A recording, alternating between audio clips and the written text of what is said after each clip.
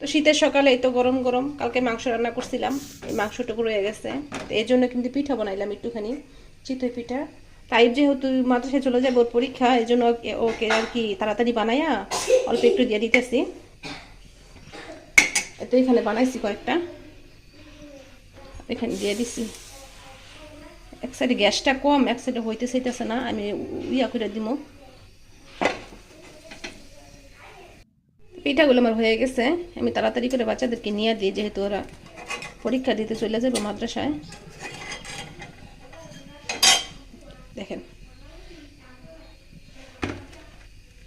মাশাআল্লাহ অনেক সুন্দর হয়েছে। তো আমি আর এখন আর বানাবো না, যেহেতু ওর বাবা বাসায় নেই, খামারে গেছে।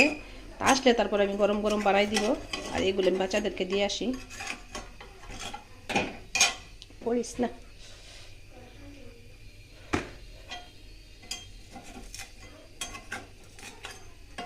সকালের নাস্তা গরম গরম চিতই পিঠা।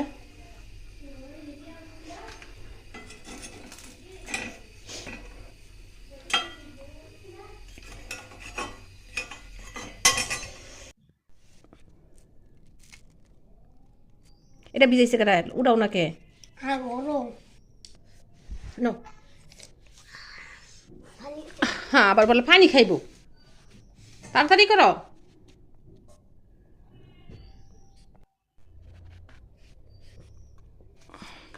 এটা পড়ছে, এটাও একসাথে মুখে দাও, মুখে দাও, আমি দিয়ে আসি।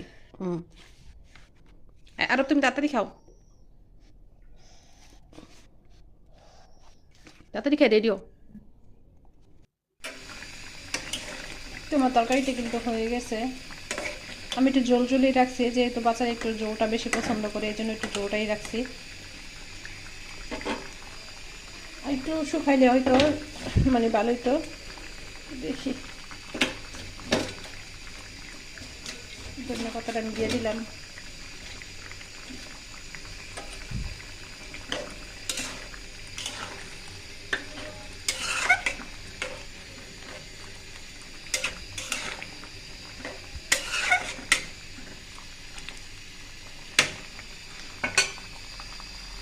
আর একটু শুকাক, একটু বেশি ঝোল, মানে যেমন বেশি একটা ঝোল রয়ে গেছে, একটু শুকাইলে তরকারিটা খাইতে মনে ভালো লাগবে।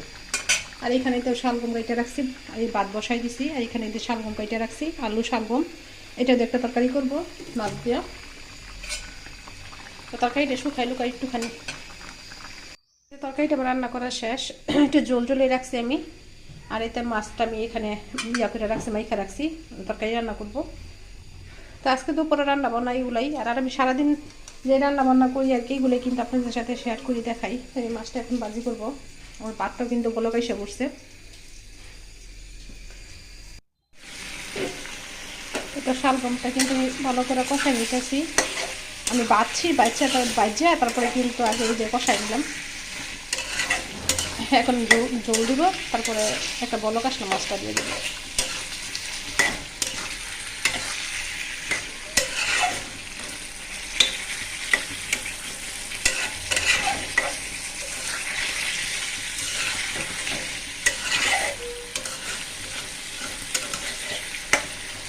একটু কষানো, আর একটু কষে তারপরে আমি জল দিয়ে দিব। তো বিকেলবেলা গাছে পানি দিতে গেছিলাম, তাইসা দেখি অনেকগুলো মরিচ গাছে এরকম পাইকা রয়েছে, বোট মরিচ। তো এই মরিচগুলো আমি সুন্দর মতো সব উঠাই নিব, কারণ অনেক দিন ধরে কিন্তু মরিচগুলো উঠানো হয় না, তো এই জন্য পেকে গেছে আর কি। তো মরিচগুলো আমি সুন্দর মতন উঠাই নিব। তো গাছে কিন্তু আমার পানি দেওয়া হয়ে গেছে, আমি সাথে কিন্তু মরিচ গাছও পানি দিছি। যেহেতু এখন শীতকাল, গাছে মানে বৃষ্টি আসবে না, এই জন্য কিন্তু সব গাছে পানি দিতে হয়। তাই সে দেখে একটা মানে আমাদের গাছে একটা পেঁপে, ওইটা কিন্তু রং ধরে গেছে। তো যেহেতু রাস্তার সাথে, তো এই পেঁপেগুলো কিন্তু আমি মানে পেরে নিব। তো এখানে অনেকগুলো পেঁপে হয়েছে, আমি সবগুলো পেঁপে কিন্তু আস্তে মানে এরকম যখন রং ধরছে একটা একটা করে পেরে নিছি। তো এটাও আমি পেরে নিব। রাস্তার সাথে বাড়ি থাকলে না একটা বিপদ, মানে সব কিছু এরকম মানে উঠাই নিতে হয়। তো দেখেন এই যে পেঁপেটাও কিন্তু আমি এখান থেকে পেরে নিব। তো ভিডিওটা যদি ভালো লেগে থাকে তাহলে লাইক কমেন্ট শেয়ার করেন, আর প্লিজ সাবস্ক্রাইব করে আমার পাশে থাকেন। দেখেন এই তো পেঁপেটা কিন্তু একদম রং ধরে গেছে। তো মাশাল্লাহ পেঁপেগুলো কিন্তু অনেক মিষ্টি, আর দেখতে যেরকম কাঁচা দেখা যায়, ভিতরে কিন্তু একদম অনেক নরম আর রসালো হয়। তো এই যে সাথেরটাও কিন্তু এরকম রং ধরা আছে, ওইটা আর পারবো না, ওটা একদিন পরে পারবো। তো এই তো নিয়ে যাবে এখন। এই তো দেখেন এটা কিন্তু সাথে মানে রাস্তা একদম বাড়ির উপর দিয়ে রাস্তা, চলাচলের রাস্তা আর কি, এই জন্য নিয়ে যাচ্ছি।